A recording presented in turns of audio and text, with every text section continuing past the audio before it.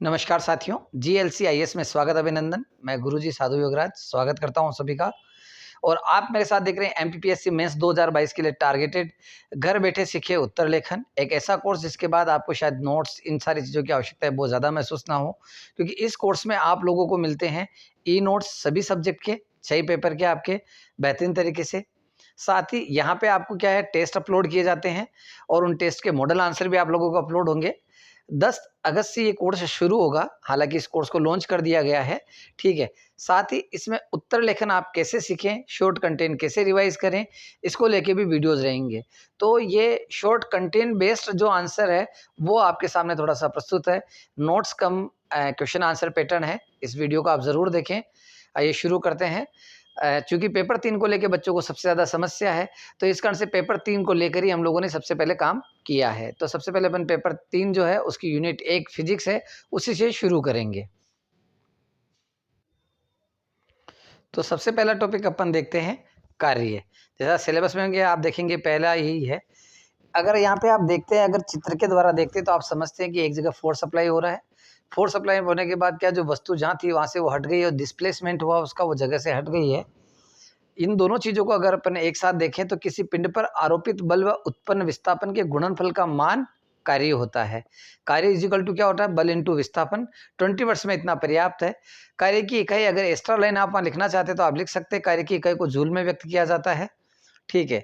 शून्य कार्य, वस्तु पर बल लगाने पर भी यदि वस्तु का विस्थापन शून्य हो या वस्तु का विस्थापन बल की दिशा के लंबवत हो तो बल द्वारा किया गया कार्य शून्य होता है। तो शून्य कार्य 20 वर्ष में आ जाए तो इसके लिए आप यहाँ देख सकते हैं। कार्य वर्ग की प्रकृति, बल तथा विस्थापन के मध्य कोण पर कार्य की प्रकृति निर्भर है। इसकी प्रकृति धनात्मक, ऋणात्मक और शून्यात्मक होती है। विस्थापन क्या है, अगला क्वेश्चन, ठीक है। जैसे ये दूरी है और यहाँ से यहाँ तक विस्थापन, वास्तविक रास्ता इस चित्र से आप समझ सकते हैं। जब कोई वस्तु एक बिंदु से दूसरे बिंदु की ओर किसी पथ पर गति करती है तो उन बिंदुओं के बीच न्यूनतम दूरी को विस्थापन कहते हैं। विस्थापन एक सदिश राशि है। 20 वर्ड्स में ये आंसर आपके लिए परफेक्ट है। अभी तक आप लोगों ने अपना मंजिल बेस ज्वाइन नहीं किया है 1999 वाला, तो जरूर ज्वाइन करें। एक परफेक्ट कोर्स है जिसमें आपको पूरे e notes, answer writing notes और जो टेस्ट सीरीज है उसके जो मॉडल आंसर नोट्स हैं वो भी आपको वहाँ मिलेंगे और कुछ वीडियो लेक्चर भी आपको वहाँ पे उपलब्ध रहेंगे। बल की दिशा में विस्थापन, बल की दिशा में विस्थापन होने पर कार्य शून्य होता है। जैसे आपने जिस दिशा में आप बल लगा रहे हैं और उसी दिशा में अगर विस्थापन हो रहा है तो शून्य होगा, अर्थात बाह्य कारक के कारण विस्थापन होगा किंतु पुनः पूर्व अवस्था में आ जाएगा, तो कार्य हुआ ही नहीं। अगला टॉपिक है ऊर्जा। किसी वस्तु के कार्य करने की क्षमता को ऊर्जा कहते हैं। ऊर्जा एक अदिश राशि है, SI मात्रक इसका जूल है। ये 20 वर्ड्स का आंसर हो गया। ऊर्जा की प्रकृति SI मात्रक, प्रकृति अदिश राशि, SI मात्रक जूल। अब ऊर्जा के प्रकार देख लेते हैं। गतिज ऊर्जा, किसी वस्तु की गति के कारण उत्पन्न ऊर्जा को गतिज ऊर्जा कहते हैं। सूत्र इसका क्या होता है, 1/2 mv², जहाँ m का मतलब क्या होता है, वस्तु का द्रव्यमान, v बराबर प्रारंभिक गति। अब ये जो सूत्र है आप देख रहे होंगे कि एमपीपीएससी मेंस में अब फिजिक्स में एक एक जो है न्यूमेरिकल आने लग गया है, गणितीय सवाल आने लग गया है। तो पिछली बार जैसे इस बार ध्वनि से रिलेटेड पूछा, पिछली बार कुछ और था, हो सकता है अगली बार आपका गतिज ऊर्जा से आपसे क्वेश्चन पूछ लिया जाए। तो केवल ये फार्मूला आपको अप्लाई करना और दी गई वैल्यू को पुट करना, 3 में से 3 अंक डायरेक्ट आ जाते हैं और ऐसे गणितीय नंबरों को नहीं छोड़ना है। तो आपको ये फार्मूला ध्यान रखना है कि गतिज ऊर्जा ज्ञात करने का सूत्र क्या होता है, 1/2 mv², जहाँ m का मतलब द्रव्यमान और v का मतलब प्रारंभिक गति। स्थितिज ऊर्जा, इस चित्र से आप और समझ सकते हैं काइनेटिक एनर्जी क्या होती है, पोटेंशियल एनर्जी क्या होती है ना। स्थितिज ऊर्जा, कोई वस्तु जब अपनी स्थिति अथवा विन्यास के बल पर कार्य करती है तो उस वस्तु को स्थितिज ऊर्जा कहते हैं। सूत्र mgh, जहाँ m बराबर वस्तु का द्रव्यमान, g बराबर गुरुत्वीय त्वरण, h बराबर ऊंचाई। जैसे एक जो बांध है उसमें कौन सा ऊर्जा होगा, तो उसके अंदर जो ऊर्जा रहेगी वो कौन सी रहेगी, आपकी स्थितिज ऊर्जा रहेगी।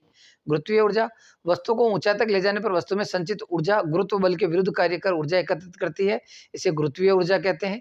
जैसे सेब का पेड़ से गिरना।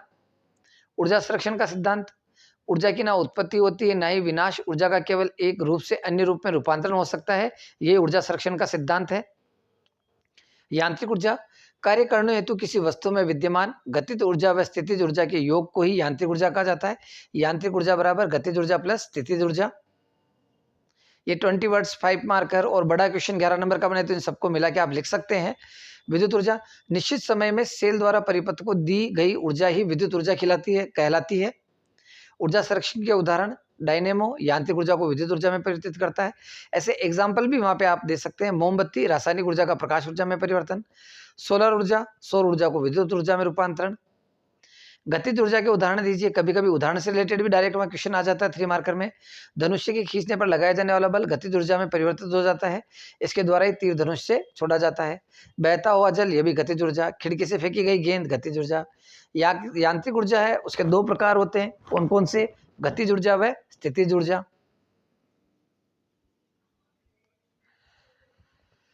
न्यूटन महान भौतिक शास्त्री, गणितज्ञ, गुरुत्वाकर्षण नियम प्रतिपादित किए, गति के नियम के सिद्धांत दिए।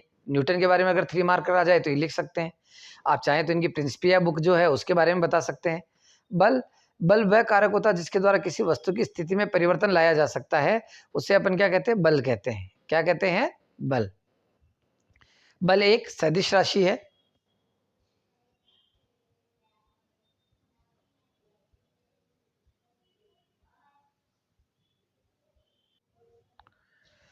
बल एक सदिश राशि है। आप इस चित्र में देख के समझिए।